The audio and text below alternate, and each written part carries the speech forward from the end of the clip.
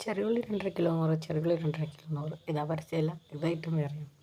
പോത്ത് പോലെ വളർന്നിട്ടും പോത്തിറച്ചി ഉണ്ടാക്കാൻ അറിയാത്ത എന്നെ പോലുള്ള എല്ലാവർക്കും വേണ്ടിയിട്ടുള്ള സ്പെഷ്യൽ റെസിപ്പിയാണിത്.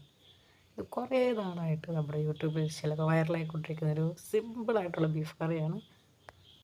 ഇന്ന് നമ്മൾ ഷാൻജി വെച്ചേണ്ട സഹായമില്ലാണ്ടാണ് കറി വയ്ക്കാൻ പോകുന്നത്. ഓക്കെ, ആകെ ഇതിന് വേണ്ട സാധനങ്ങൾ കുറച്ച് ചെറിയ ഉള്ളി, കുറച്ച് ചതച്ചമുളക്, വേണമെങ്കിൽ കറിവേപ്പില, പിന്നെ ഉപ്പ്, കുറച്ച് എണ്ണ, പിന്നെ നമ്മുടെ കുക്കറും.